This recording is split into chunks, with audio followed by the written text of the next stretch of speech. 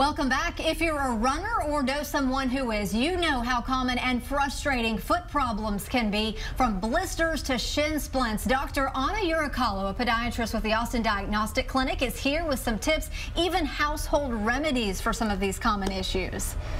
Yes, there's certainly a lot of those. The first thing that comes to mind with all this Texas heat coming on, there's going to be a lot of sweating, there's going to be blisters, there's going to be calluses, that kind of thing. So just kind of touch up on a few common things, especially in this heat. Blisters are very common, especially if you're, running up the hills, down the hills. There's going to be a lot of friction in the shoe. So good things to do is have those socks that absorb the sweat to reduce the friction.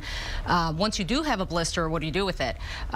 Usually if they're small, you can just prick it with a clean safety pin and then soak it in Epsom salts and lukewarm water soaks. If they get bigger, you do need to be cautious, watch for signs of infection, redness, swelling, drainage, that kind of thing. Back to socks real quick, because I was just shopping for socks 2 days ago. What kind of makeup should you be looking for? Cotton, nylon, polyester, what's good, what's bad? You know, everybody's different. I kind of try to stay away from cotton. I tend to stick with those socks that are absorbing of sweat. A lot of the runner stores are very good at pointing you in the right direction. Some people like thin socks, some like them thicker. It's a personal preference, but it's one of those things.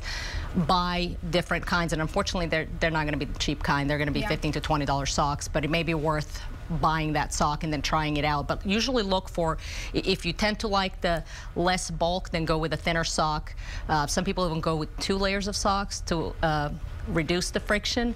That can be helpful as well, but it comes down to personal preference. Got it. On down the list, calluses, a common issue. What should people do about that? Usually when there's a callus, it's a sign of increased pressure in the shoe. So as long as it's small and relatively diffuse, you can use pumice stone in the shower, things like that. I would stay away from cutting or removing things, but usually pumice stone is safe. But if the callus persists and becomes very painful, you should see your doctor.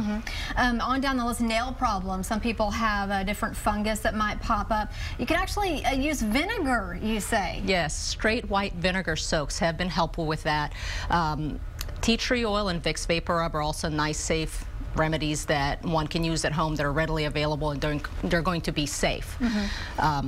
What about some of the more serious things that we hear about? Plantar fasciitis, stress fracture, ankle sprain. I'm sure some of these things you should go to the doctor for. Absolutely. You know, as a runner, you're going to encounter multiple little aches and pains here and there, and as long as they come and go, that's okay. But when they start to stick around, you really need to pay attention to it. So plantar fasciitis, the heel spur syndrome, or stone bruise in the heel, can be quite stubborn. Stretching is good. Good shoes are a good place to start.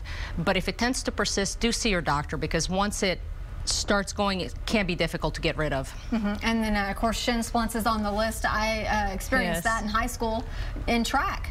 Yes. And I think I tried to ice it, but you hit the track again and it comes back.